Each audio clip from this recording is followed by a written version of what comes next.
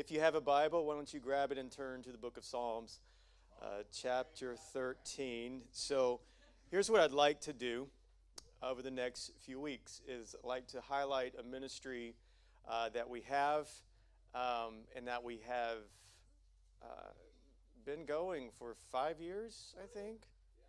5 years. Celebrate a ministry called Celebrate Recovery. And if we're honest, and if in the case I'd like to make to you over the next few weeks is that you could benefit richly from a ministry like Celebrate Recovery. I think it comes with some stigmas that we have attached to it that, and I'll be honest and frank with you, that, well, that's just for people who are addicted to alcohol and drugs. That is not, however, the reason why Celebrate Recovery is here. And there's a tag phrase that they have with Celebrate Recovery, and so this isn't original. I didn't make any of this up here. Called Hurts, Habits, and Hangups. Hurts, habits, and hangups. If you're breathing this morning, which you are, thankfully, you've been hurt, or you've been the recipient of hurt, or you've been the one that has hurt. And if we're even a little bit more honest, you probably have some kind of habit that you've been trying to kick that isn't healthy for you. And this isn't just about a drug, or this isn't just about something toxic that you put into your system. This can be a habit to anything. And then which leads, honestly, to becoming a hang-up in your life. And the ministry of Celebrate Recovery is for all of us. And so my plea and my hope is that maybe we can remove some of the stigmas we have with that ministry and perhaps move some of you into it. Let me rephrase that, some of all of us. We move all of us into it. Because right now, right, you ain't going to move Willie out. Right now, again, that ministry's been going for 5 years, which is pretty amazing. And we have some leaders, but we need more leaders. And we have some groups, but we need more groups. And so this is just me coming to you, telling you what we got going on. And so I want to just take these three phrases, hurts, habits, and hangups, and talk about them over the next few weeks. And I want to talk about the first one, which is hurt. Now, my parents can identify with that idea of being hurt because you've probably witnessed your children being hurt, and it's always deep when your kid gets hurt because, especially when they haven't got to the age where they can communicate clearly. And so you're just trying to figure out what's going on. And I have spent entirely too much money in the ER. I haven't spent too much money on the orthopedic bills. In fact, I think I've probably paid him enough to where he could buy him a brand new vehicle. And in fact, I've paid all in total enough to pay for some child's college tuition because of my children and all of their hurts. Just recently, I had to have one of their heads glued back together, and that's a true statement, and had to, it's just madness, right? And it's difficult because you watch your kid go through all these struggles, and they're hurting, and it's like, you can't do nothing but just, take them to the doctor and hope for one day that they won't treat you wrong when you get old and put you in the nursing home, but they'll just, treat you right because you've been treating them good their whole life. I feel better, right? That was just a little. I hope my kids hear that because I don't want to go to that place. It's just, I don't know, depressing in those places. Life is super unpredictable, and life is crazy. And the reality is that, some of us, we have deeper hurts.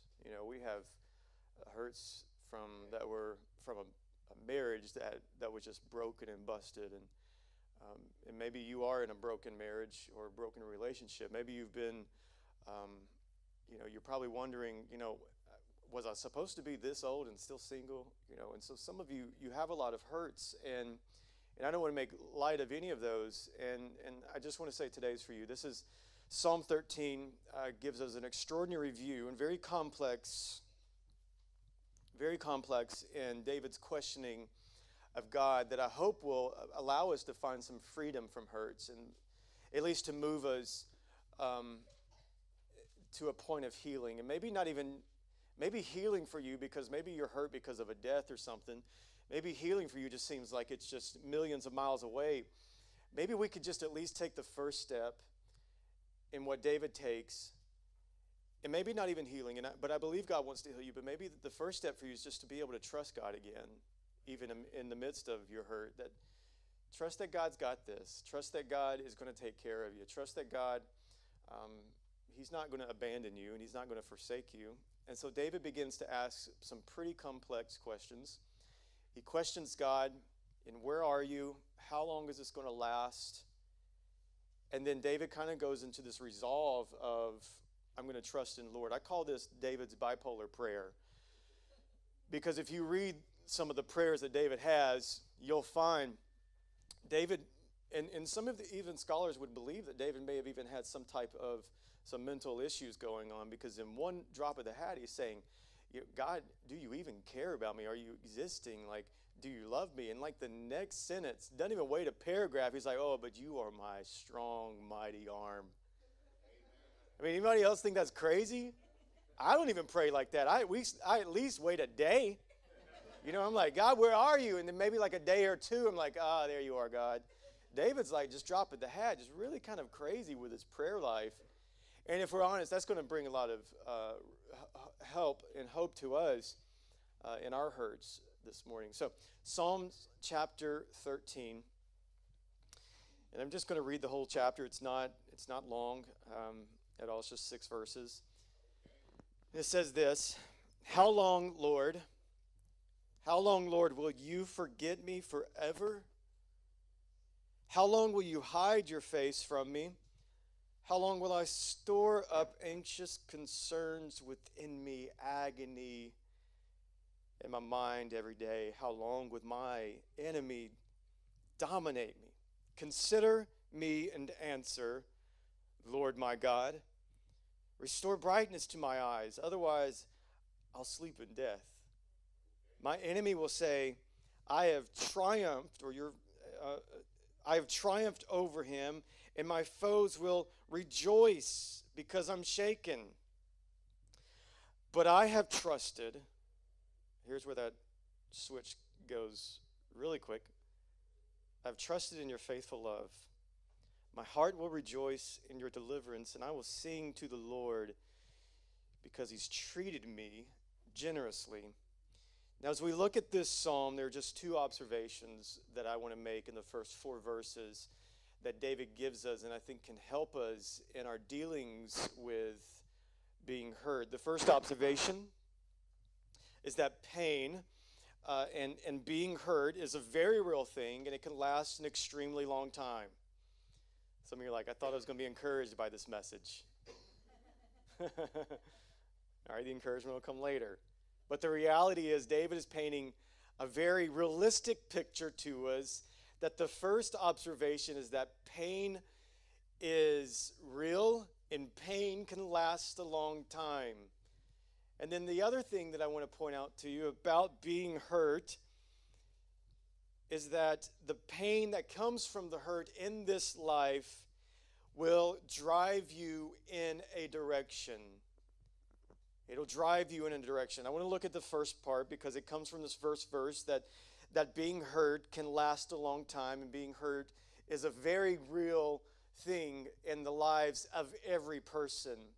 Verse 1, he gives us this question that says, how long, Lord, will you forget me forever?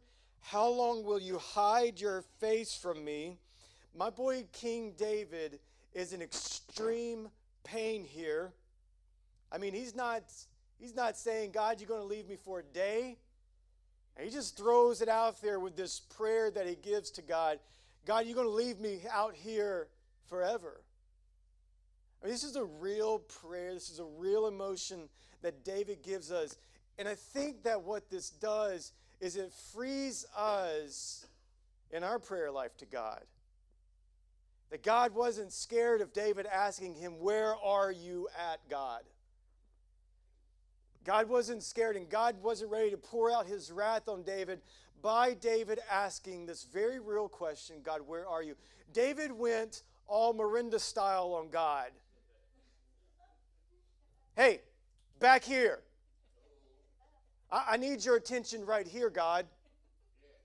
When the kids mess something up, I'm not going to use yesterday's example where Mafrika came out.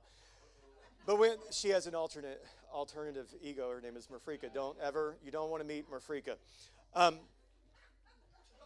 going to spend some time cleaning the house. The kids will come in, they'll mess it up, and she'll start, like, why did you do this? What's wrong with you? And then they'll leave, and they're like, oh, I ain't done yet. Get back over here and look at me, and you clean this mess up. This is a real conversation that David is having to God. Think about that here. God, you turn in your face at me. You look right here at me. It's my turn. As if he thinks that God is playing some cosmic hide-and-go-seek game with him. He's like, God, I need you to look at me right now. This is a real prayer that he's asking. Look at verse 2, because it doesn't stop. How long will I store up anxious concerns within me? Agony in my mind every day. How long will my enemy dominate me? You see, David is wrestling both internally and externally with some issues of hurt. He's turned to himself for the answer. He tried to look inside of him, tried to do some internalizing here to see if there's an answer within him. He couldn't find the encouragement there.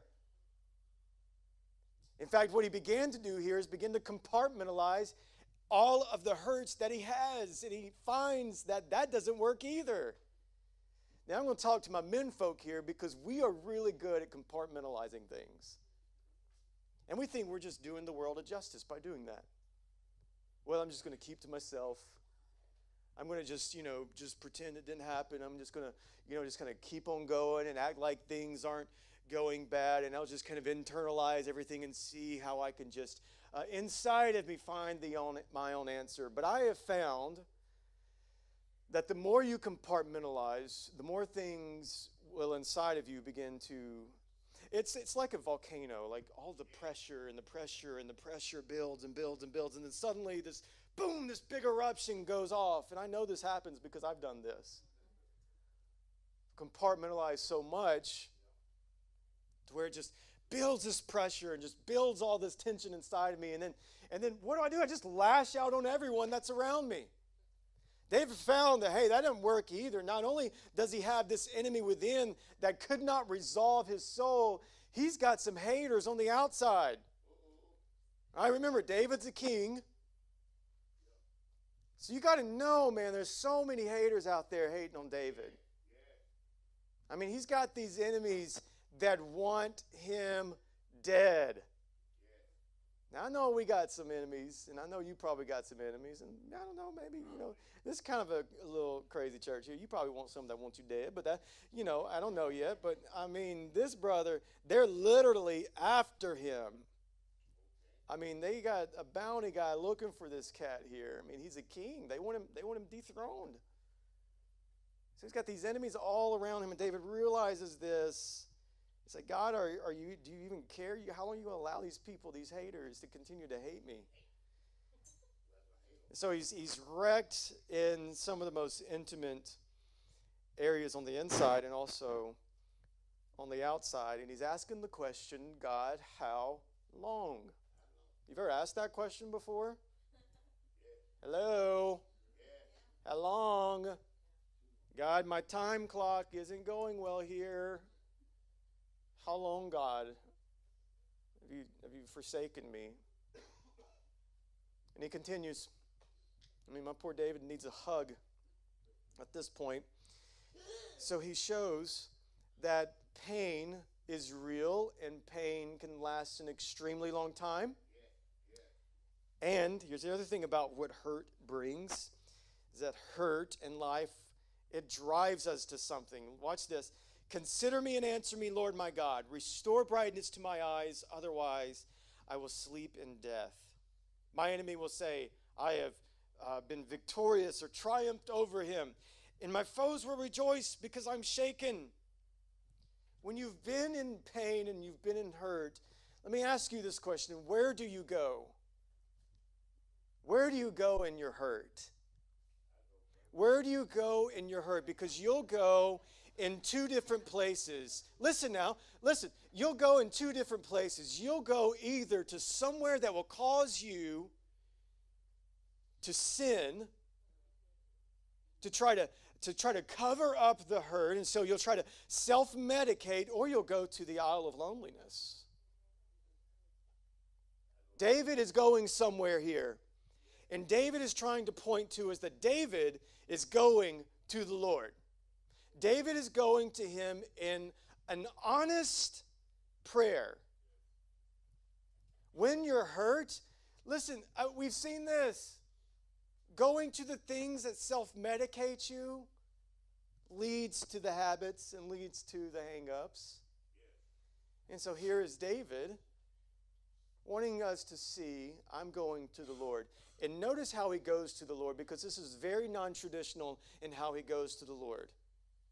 Because we've been taught to go to the Lord, and honestly, we go to him with reverence, and please go to the Lord with reverence. We go with him with fear. We go with him knowing that he's got all the answers. But there's also an element to this, that when you're going to the Lord and you're hurt, that you can go to him and be honest with where you are. Listen, watch what he says. He says, God, my faith is on the cliff, and I'm literally about to die. Death awaits me if you don't come and help me, God. God, the creator of the cosmos, is not a small God to where he cannot handle that real question. I mean, we think like, oh, don't ask God that question. Don't think you can ask God, where are you? Don't go to God with all your questions. He can't handle that. It just makes that you just like some little unbelieving person. You're going to go to that bad place if you do that. What a weak, pathetic God that you serve.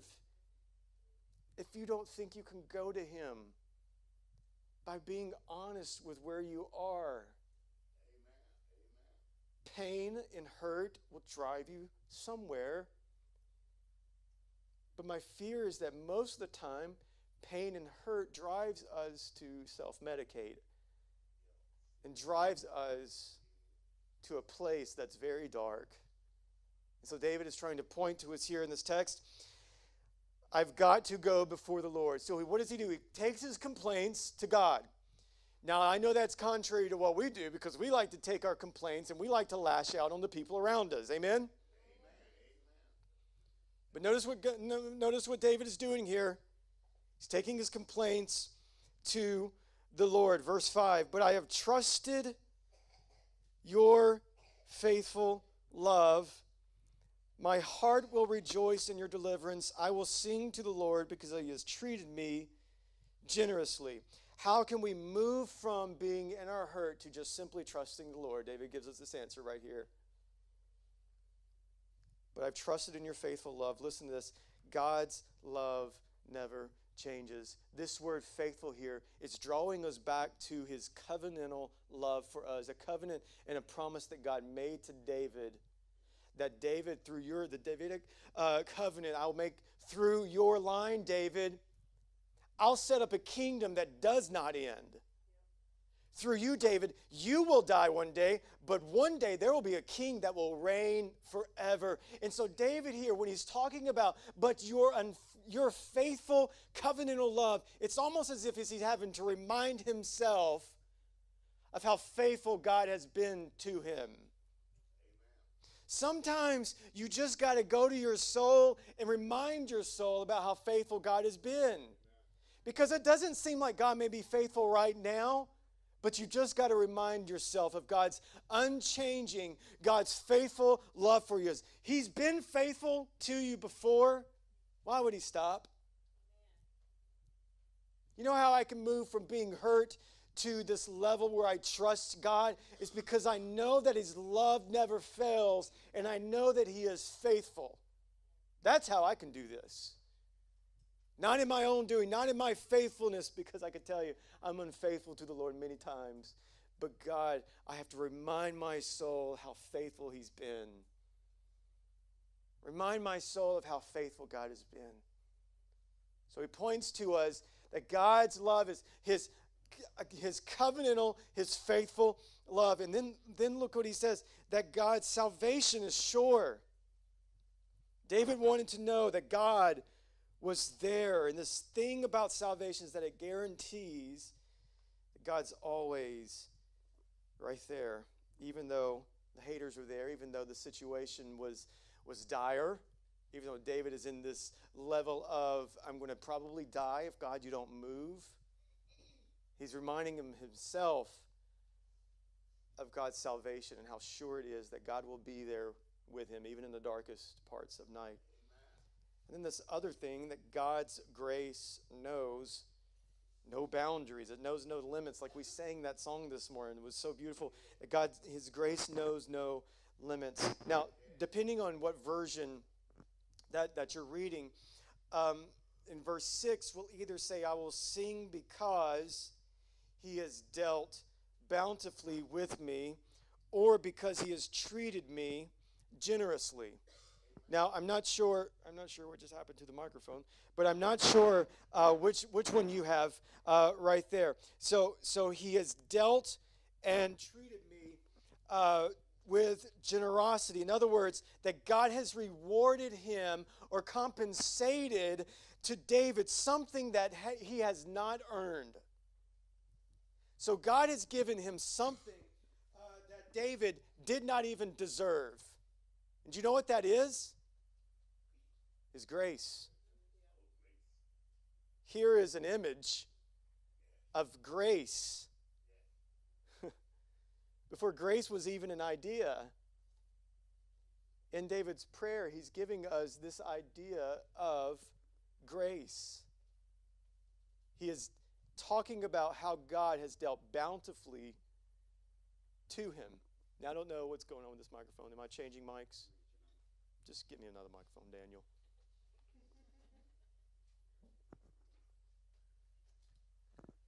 Here it is. I think I got it now.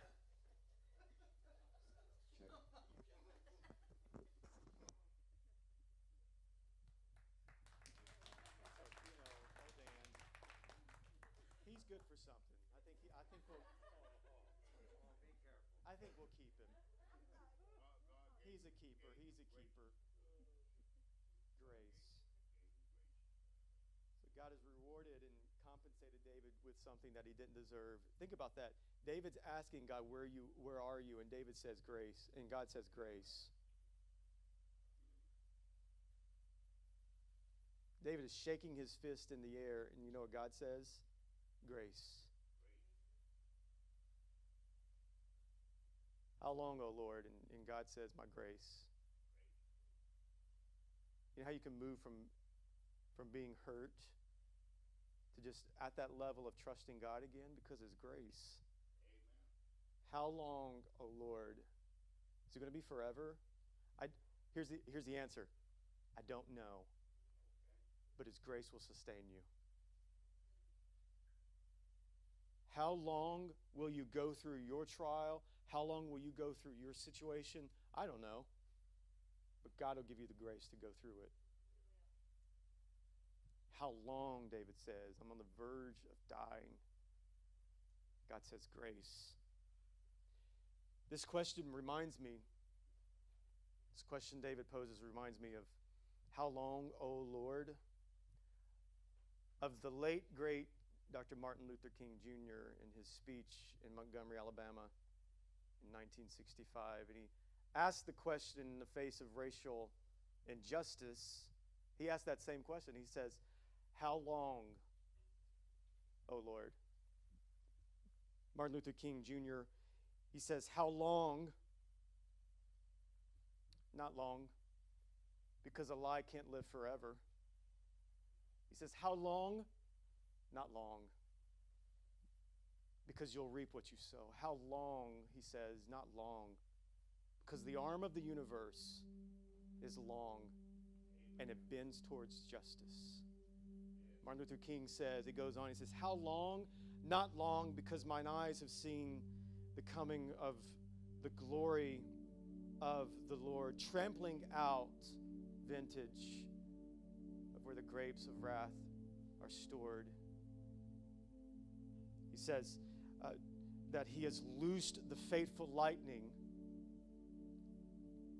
with his swift and mighty sword. His truth is marching on.